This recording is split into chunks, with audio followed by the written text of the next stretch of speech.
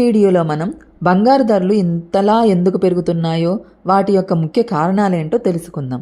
బంగారం ఒక వినియోగదారు వస్తువుగానే కాకుండా పెట్టుబడి ఆస్తిగా కూడా అనేక విధాలుగా ఉపయోగపడుతుంది.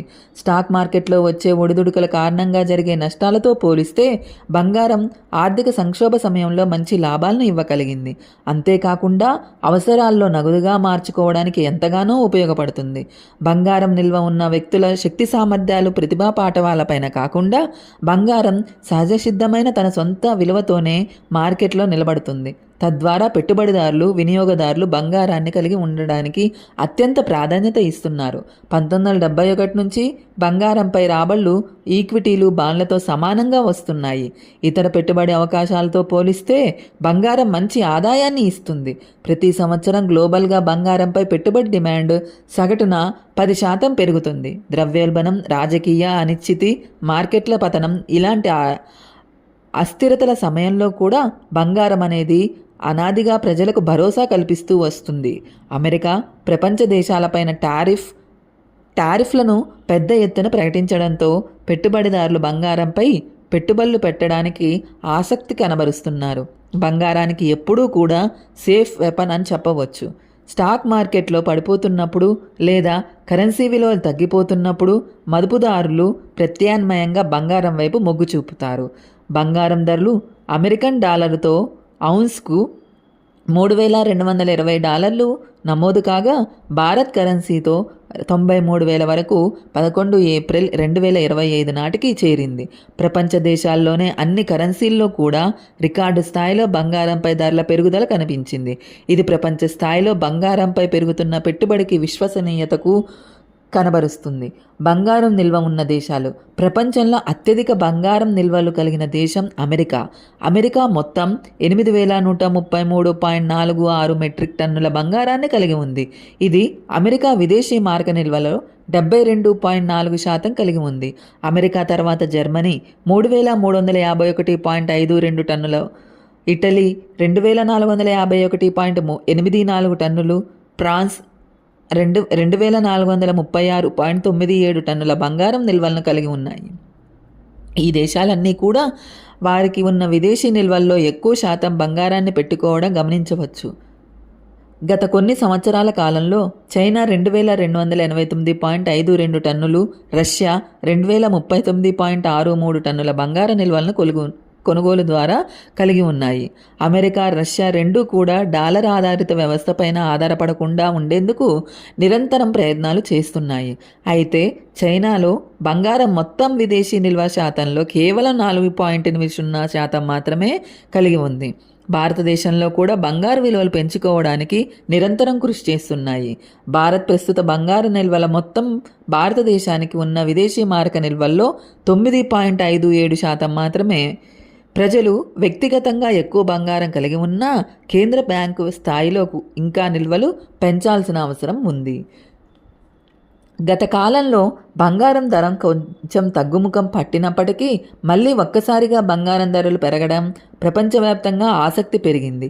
ఒక్క రోజులోనే బంగారం ధరలు ఎగబాగడానికి ప్రధాన కారణం పరిశీలించినప్పుడు 4 అంశాలు ప్రధానంగా కనిపిస్తున్నాయి. ఒకటి, డాలర్ విలువలో తగ్గుదల కనిపించడం.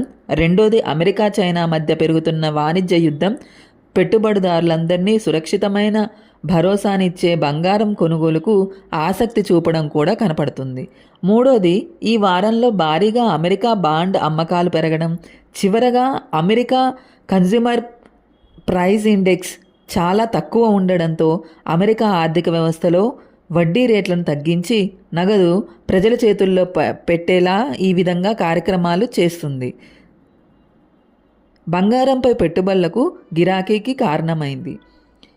అమెరికా వర్సెస్ చైనా ట్రంప్ల వార్.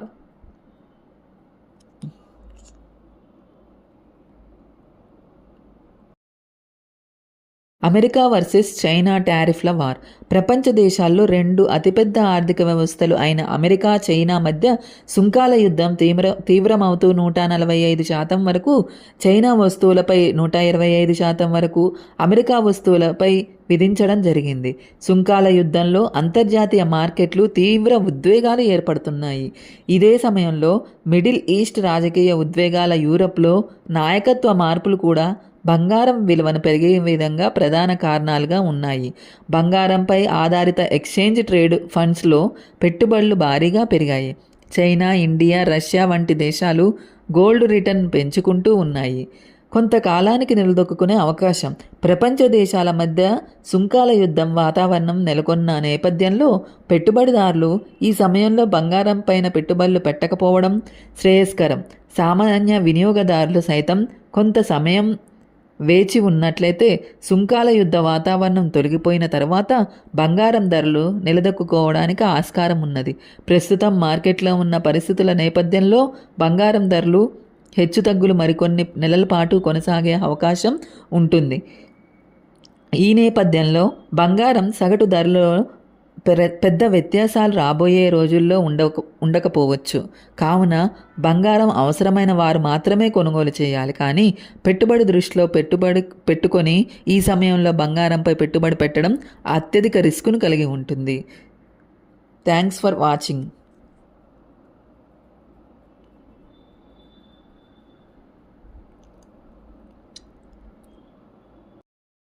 బంగారం గురించి తెలియని కొన్ని నిజాలు ఇప్పుడు మనం తెలుసుకుందాం. ఒలింపిక్స్లో ఇచ్చే బంగారు పథకాలను పూర్తిగా బంగారంతో తయారు చేయరట. ఇందులో 1.34% మాత్రమే ఈ విలువైన ఖనిజం ఉంటుంది. ఒలింపిక్స్ మొదలైన తొలినాళ్లలో మొత్తం బంగారంతో తయారు చేసిన పథకాలు అందించేవారట. అయితే తయారీ వ్యయం పెరిగిపోవడంతో ఆ తర్వాత నుంచి కొద్దిగా బంగారం మాత్రమే కలిసి ఇస్తున్నారట. సాధారణంగా స్వీట్లపై వెండిని పలచని పొరలా చేసి ఇవ్వడం చూసాం. కానీ అలాగే బంగారాన్ని కూడా చాలా పలుచగా చేసే స్వీట్లు, ఇతర ఆహార పదార్థాలపై పూతలా వేసుకొని తింటారట.